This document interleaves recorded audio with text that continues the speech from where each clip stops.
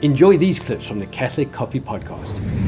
So Lent started this year as normal as it normally does, just before, 40 days before Easter with Ash Wednesday and Shrove Tuesday.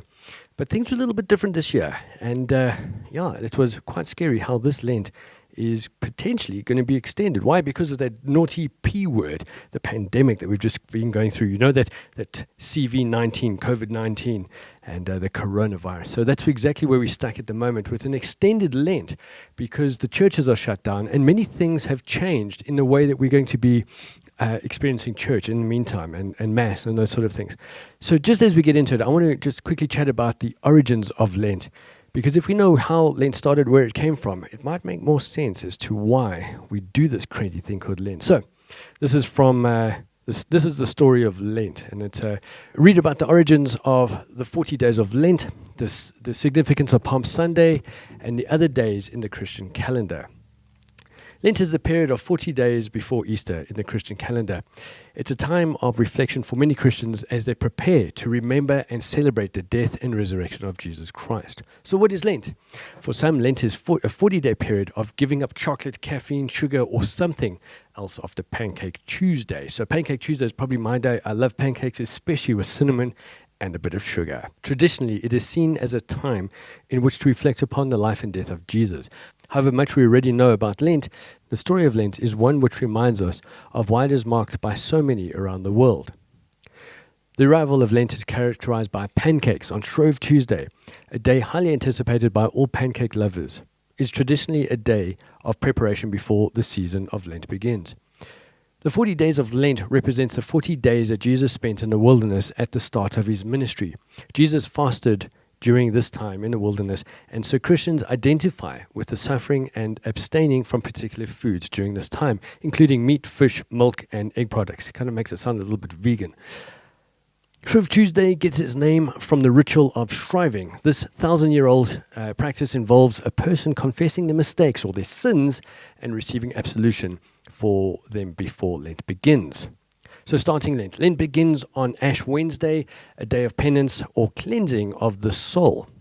Many Christians will attend Lent services and be marked with a cross of ashes on their forehead. This is a sign of mortality based upon the idea from the book of Genesis that humankind came into the world from dust and will return to it. It's a time to express sorrow over sin and a reminder that Jesus brings freedom from sin. The following 40 days are an opportunity to remember Jesus' death. Mothering Sunday occurs on the fourth Sunday of Lent, which many use as an opportunity to celebrate mothers. I didn't know that. But also all who care for us. Mothering Sunday is thought to originate from when individuals return to their mother's church, typically a main church or a cathedral of the area. It further developed when servants were allowed Mothering Sunday off to return home to their mother church and would often take a rare opportunity to see family. We then enter Holy Week. Lent culminates in Holy Week. Holy Week begins on Palm Sunday, a day which commemorates Jesus' triumphant procession into Jerusalem on a donkey.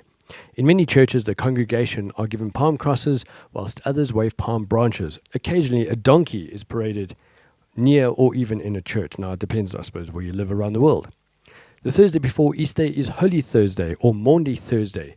It reminds us of the last meal Jesus ate with his disciples, washing their feet and leading them into the first Eucharist. He foretold his death, drawing a direct parallel between the bread and his body and the wine and his blood. The following day is Good Friday, a day commemorating Jesus' death on the cross.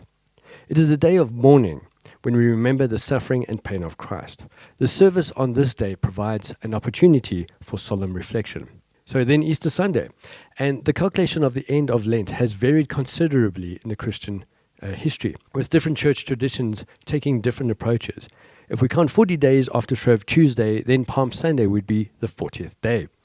It is now usual in the West to count the last day of Lent as Easter Eve, so that will be the Saturday before Easter Sunday, since the first Christians tended not to fast on Sundays, as they should be a day of celebration of Jesus' resurrection, thus making Easter Eve the 40th day. On Easter Sunday, the church celebrates Jesus' resurrection, fasts are finished, chocolate, Easter eggs consumed, and the resurrection foreshadows the renewal of creation.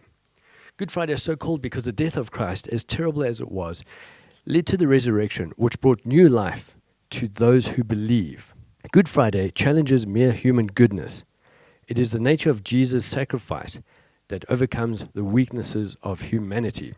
Some churches will light a Paschal candle to represent the eternal presence of Jesus as he rises from the dead.